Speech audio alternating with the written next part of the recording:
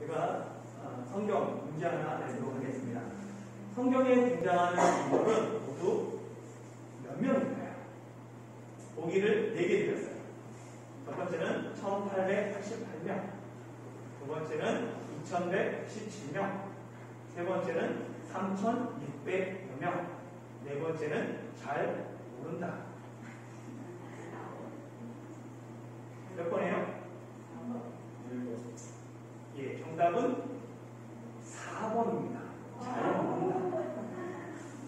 성경에는 한 사람이 여러 이름으로 기록되기도 하고 또한 이름이 같은데 여러 사람이 등장하기도 합니다.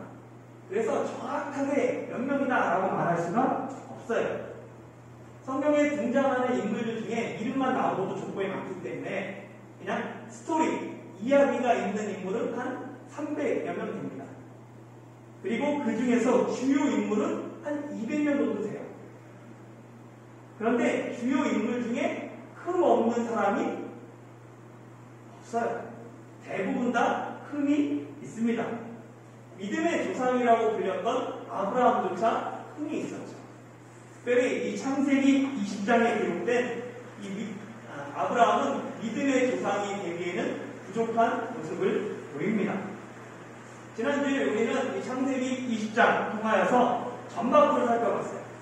설교 제목이 뭐였냐면 오답이 아브라함, 고구마 100개 먹은 것 같은 답답함을 주는 아브라함에 대한 이야기를 살펴봤어요.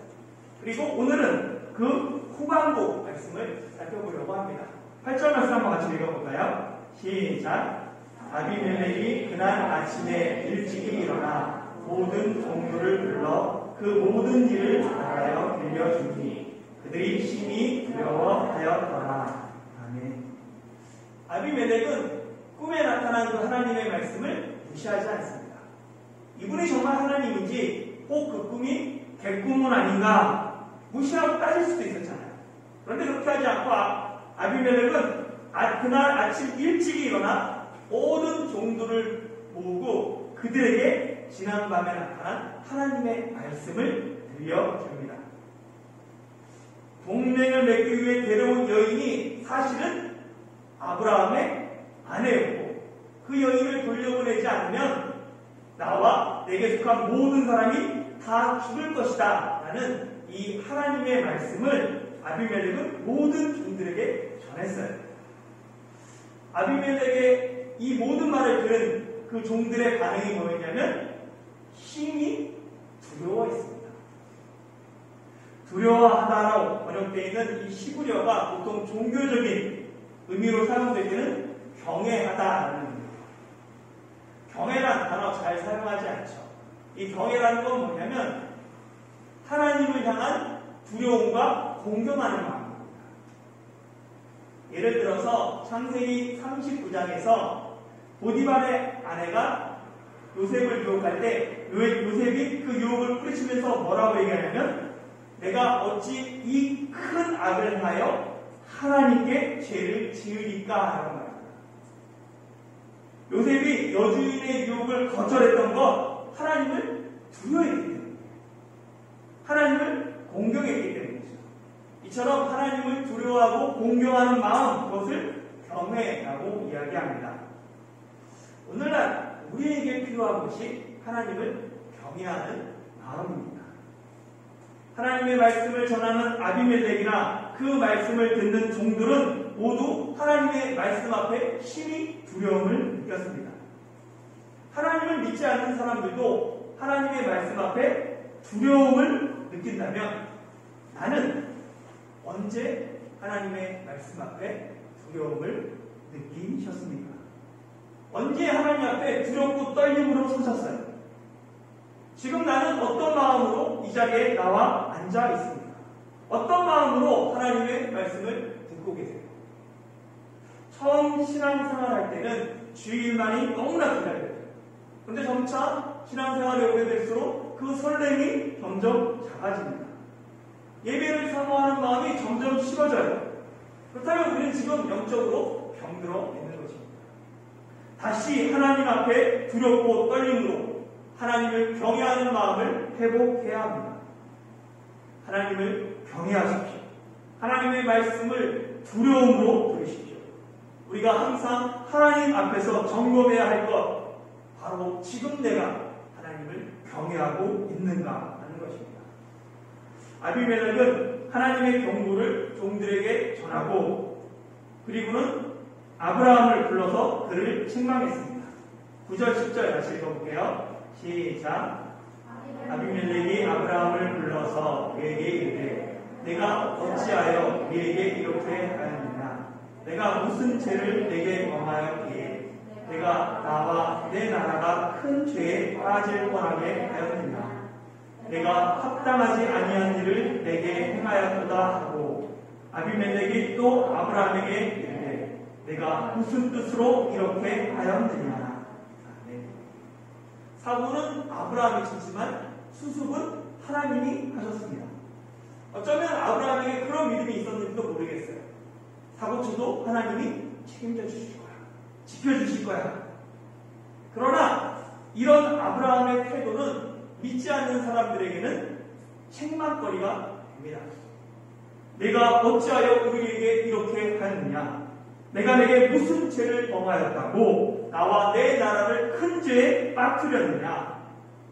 아비멜렉은 아브라함을 불러서 내가 합당하지 않은 일을 내게 행했다라고 책망하죠.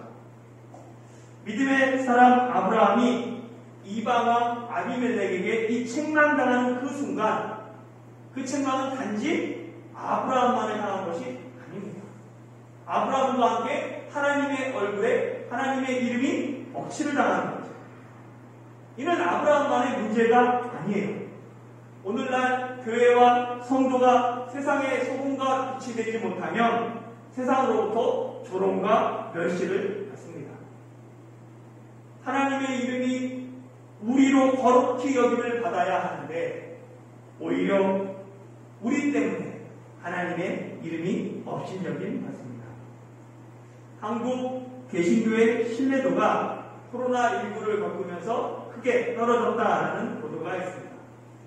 기독교에 대한 대국민 이미지 조사에 따르면 보시면 이쪽이 2020년 1월에 한 것입니다. 그래서 빨간 쪽 이쪽이 신뢰하지 않는다, 파란 쪽이 신뢰한다. 네, 보면 2020년 1월에 기독교에 대한 신뢰하지 않는 게 63.9%였어요.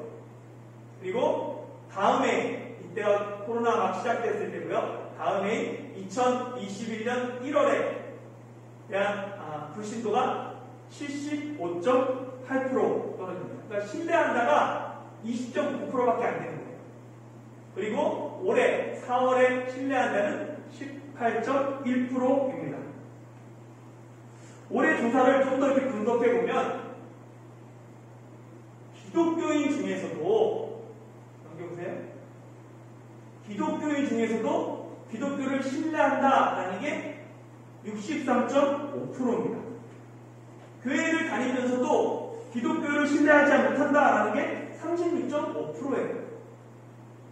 비기독교인 중에는 기독교를 신뢰한다라는 비율이 8.8%입니다.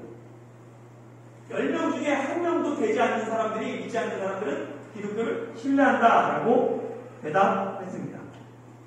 결국 기독교에 대한 호감도는 어떻게 되냐면, 이렇게 종교 호감도가 이렇게 나왔어요. 기독교에 대한 호감도는 25.3%, 불교가 66.3%, 천주교가 65.3%입니다. 다른 종교에 비해, 한국의 3대 종교에 비해 매우 낮은 수치를 기록하고 있습니다. 이미 오래전부터 한국교회는 세상으로부터 책망을 받았어요. 그러나 한국교회는 계속해서 세상의 책망을 외면하고 자기 성에 갇혀서 생명력을 잃어가고 있었습니다. 그러던 중에 코로나19라는 전대미문의 전염병이 발생했어요. 코로나19는 기독교의 독이 되었습니다. 팬데믹 상황에서 일부 기독교의 모습은 독선적이며 이기적이며 반사회적이었어요. 그 결과 기독교에 대한 신뢰도, 호감도는 역대 최저를 기록하고 있습니다.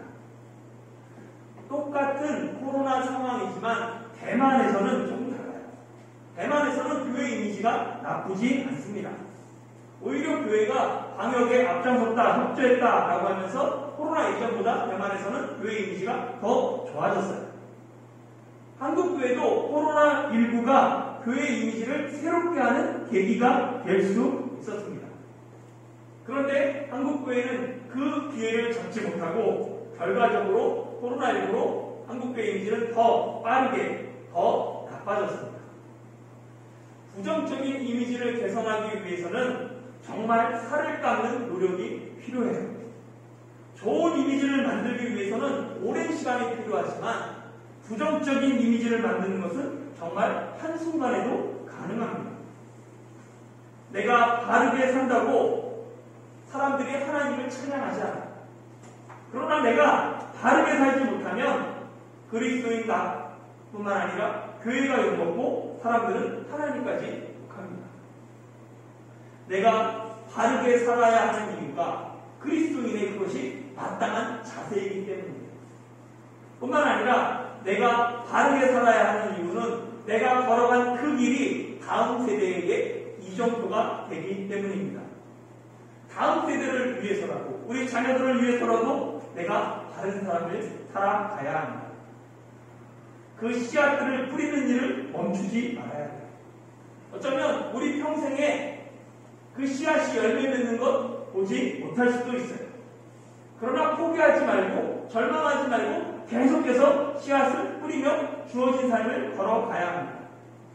왜냐하면 그 발걸음이 단지 이 땅에서 끝나는 것이 아니라 하나님 나라로 이어지기 때문에 그렇습니다. 우리의 인생이 이 세상뿐이라면 이 땅에서 바르게 살다가 손해보는 것 어리석은 삶이죠. 그러나 우리의 인생이 하나님 나라로 이어지기 때문에 이 땅에서 조금 손해보더라도 그것은 결코 어리석은 삶이 아닙니다. 하나님을 위한 삶은 마지막 날 하나님 앞에서 오히려 자랑스러운 면류관이 될 것입니다. 그의 나라와 그의 의를 구하는 우리가 되기를 소망합니다. 이 아비멜렉의 책망에 대한 아브라함의 대답이 11절에서 13절이에요. 같이 한번 읽어볼까요? 시작. 아브라함이 이르되 이곳에서는 하나님을 두려워함이 없으니 내 아내로 말미암아 사람들이 나를 죽일까 생각하였으며 또 그는 정말로 나의 이복의로서 내 아내가 되었습니다. 하나님이 나를 내 아버지의 집을 떠나 두루 다니게 하실 때에 내가 아내에게 말하기를 이후로 우리의 가는 곳마다 그대는 나를 그대의 오락이라 하라. 이것이 그대가 내게 베풀 은혜라 하였었노라. 아멘. 이 아비멜렉의 책망에 아브라함이 세 가지 변명을 합니다. 첫 번째는 뭐냐면 나를 죽일까 생각했다는 거예요. 내 아내로 말미암아 사람들이 나를 죽일까 생각했다라고 변명합니다.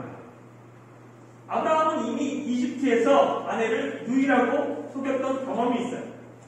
그때 하나님의 도우심으로 아브라함은 어려움을 해결했습니다. 그런데 또다시 아브라함은 아내로 말미암아 자신이 죽임당할 것을 걱정합니다. 뭐라고 얘기하냐면 이곳에서는 하나님을 두려워하는 사람이 없다라고 말하죠. 이곳 그랄 땅에서는 그랄 아비멜렉이나 그 땅 사람들은 하나님을 경외하지 않는다라고 말해요. 그런데 그곳 사람들만 하나님을 경외하지 않는 것이 아닙니다. 바로 이렇게 말하고 있는 아브라함 자신조차 하나님을 경외하지 않고 있는 거죠. 하나님을 두려워하지 않으면 사람을 두려워하게 되어 있습니다. 아브라함이 정말 두려워할 것은 그 땅의 사람들이 아니라 하나님이에요. 그런데 아브라함은 하나님이 아닌 사람들을 두려워합니다. 아브라함이 부르심을 받고 24년이나 하나님과 동행했음에도 불구하고 하나님이 지키신다. 신뢰하지 못하죠. 또다시 죽음에 대한 두려움이 찾아옵니다. 아브라함에게는 하나님을 두려워하는 마음, 하나님을 경외하는 마음이 없었습니다. 그런데 놀랍게도 오히려 아비멜렉과 그 종들에게는 하나님에 대한 두려움, 신이 두려워하는 마음, 경외하는 마음이 있었죠. 아브라함은 하나님이 아닌 사람을 두려워하는데 오히려 아비멜렉과 그 종들은 사람이 아닌 하나님을 두려워하고 있습니다. 예수님은 제자들에게 몸은 죽여도 영혼을 능히 죽이지 못하는 자들을 두려워하지 않고 오직 몸과 영혼을 능히 지옥에 멸하실 이를 두려워하라고 말씀하셨습니다. 우리가 진정 두려워해야 할 오직 한 분, 바로 하나님입니다.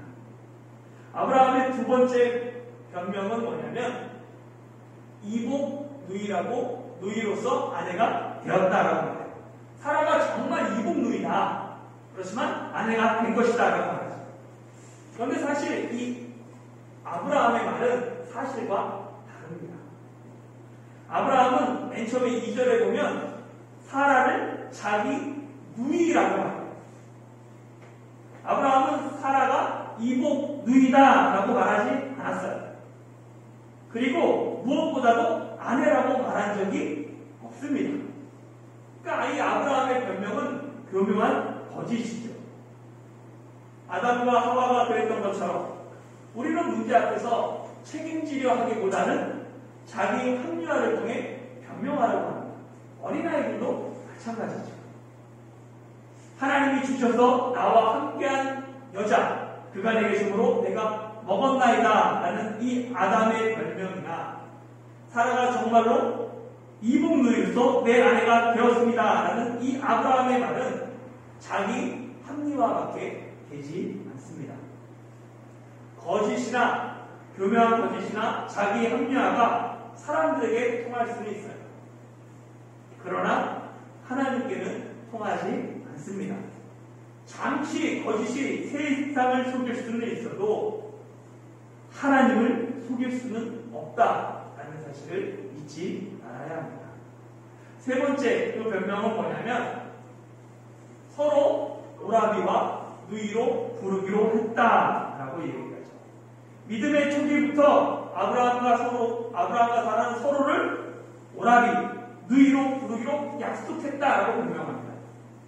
아버지의 집을 떠나 정처 없이 두루다니는 것 언제나 불안할 수밖에 없죠. 언제 사건과 사고를 만날지 알지 못합니다. 불안의 연속이기 때문에 아브라함과 사라는 초창기부터 어디로 가든지 사람들에게 서로 남매라고 소개하기로 했습니다. 사실이죠. 그러나 이 아브라함은 그래서 아비멜렉을 속이려고 한 것이 아니라 서로 약속을 지켰을 뿐이다 라고 변명해요. 약속을 지키는 건 중요합니다. 그러나 둘만의 약속 때문에 다른 사람에게 피해를 주는 건 옳은 것은 아니죠. 더군다나 아브라함과 사라의 둘의 약속은 공익을 위한 약속이 아니에요. 오직 아브라함 자신의 생명만을 보존하기 위한 이기적인 약속입니다. 만약 하나님이 아비멜렉의 꿈에 나타나서 그를 막지 않으셨다면 아비멜렉은 남편 있는 여자를 취한 범죄자가 되고 그 죄로 말미암아 그 나라까지 멸망한 위기에 처했을 것입니다. 약속을 핑계로 다른 사람에게 피해를 주고 나라까지 파멸에 이끄는 것 옳은 것이라고 말할 수 없습니다. 이기적인 그리스도인, 남에게 피해를 주는 그리스도인은 믿는 사람의 바른 자세가 아닙니다. 이 아브라함의 이 세 가지 변명은 그래서 모두 궤변이 핑계밖에 되지 않습니다. 당연히 이 변명을 듣고 있는 아비멜렉은 아브라함에게 크게 분노해야 돼요. 화를 내야 돼요. 그런데 아비멜렉은 오히려 아브라함과 사라에게 호의를 베풉니다. 14절에서 16절 말씀 읽어볼게요. 시작. 아비멜렉이 양과 소와 종들을 이끌어 아브라함에게 주고 그의 아내 사라도 그에게 돌려보내고 아브라함에게 이르되 내 땅이 내 앞에 있으니 내가 보기에 좋은 데로 거주하라 하고 사라에게 이르되 내가 은 1000개를 내 오라비에게 주어서 그것으로 너와 함께한 여러 사람 앞에서 내 수치를 가리게 하였느니 내 일이 다 해결되었느니라. 아비멜렉은 아브라함에게 아내를 돌려줄 뿐만 아니라 양과 소와 종들을 주고 아브라함이 원하는 땅에 거하도록 허락합니다. 그리고 사라를 취했던 그 잘못에 대한 보상으로 은 1000개를 주죠. 아브라함은 거짓을 말하고 아브라함이 잘못했음에도 불구하고 도리어 아비멜렉이 화해를 요청합니다. 왜 아비멜렉은 아브라함에게 화를 내지 않고 도리어 화해의 선물들을 보냈을까요? 왜 아비멜렉은 아브라함에게 호의를 베풀고 있을까요? 고대 족장들은 이 정략 결혼을 통해서 서로 동맹을 강화했습니다. 그래서 아비멜렉은 새로 이주해온 그 아브라함과 동맹을 맺기 위해 사라를 아내로 데려갔죠. 이때까지만 해도 아브라함과 아비멜렉은 동등한 입장입니다. 같은 족장입니다. 그래서 그렇게 동맹을 맺으려고 한 거죠. 그런데 하나님이 개입하심으로 말미암아 이게 바뀌어요. 갑을 관계가 형성됩니다. 그 전까지는 똑같은 족장이었는데 이제는 하나님이 아브라함을 하나님의 선지자로 신분을 상승시킵니다. 선지자인 아브라함이 기도해야 아비멜렉이 살아나요. 만일 아브라함이 기도하지 않으면 아비멜렉뿐만 아니라 그에게 속한 모든 자들이 반드시 다 죽임을 당할 것이다 라고 하나님이 말씀하십니다. 이 하나님의 말씀을 아비멜렉이 믿었습니다. 아비멜렉은 하나님의 그 모든 말씀이 이루어질 것을 믿었어요. 그래서 사라를 돌려보내면서 화해의 선물까지 아브라함에게 보냅니다. 이제 아브라함은 하나님의 선지자로 아비멜렉이 인정했기 때문이죠. 그래서 사라의 수치를 가리기 위한 은 1000개는 속죄의 답이 됩니다. 아브라함의 부족한 믿음 때문에 문제가 발생했지만 하나님의 도우심으로 또다시 전화위복이 되었습니다. 이는 지난 주일에 말씀드린 것처럼 아비멜렉이 아닌 아브라함이 하나님의 자녀이기 때문입니다. 하나님은 자녀가 어려움을 당할 때 외면하지 않고 도우시고 지키시는 사랑의 하나님이십니다. 우리가 초라하고 부족해도 하나님은 우리를 지키시고 보호하십니다. 하나님은 믿지 않는 사람들에게서 도리어 우리를 높여주세요. 아브라함이 하나님의 자녀인 것처럼 우리가 하나님의 자녀이기 때문입니다. 그래서 17절과 18절을 보면 아브라함이 하나님께 기도하니까 하나님께서 아비멜렉에 닫혔던 모든 태의 문을 여시고 아비멜렉의 아내와 노동들이 출산하게 하십니다. 믿는 자의 능력은 다른 것이 아니에요. 믿는 자의 능력은 기도에 있습니다. 하나님은 우리의 기도를 통해 일하시기를 기뻐하세요. 비록 우리가 도덕적으로 온전하지 못해도 좀 부족해도 하나님은 우리의 기도를 통해 일하십니다. 하나님은 오늘도 우리의 기도에 응답하셔서 세상에 하나님의 능력을 드러내는 분이십니다. 그렇기 때문에 기도하십시오. 내 기도가 가정을 살리고 사업을 새롭게 합니다.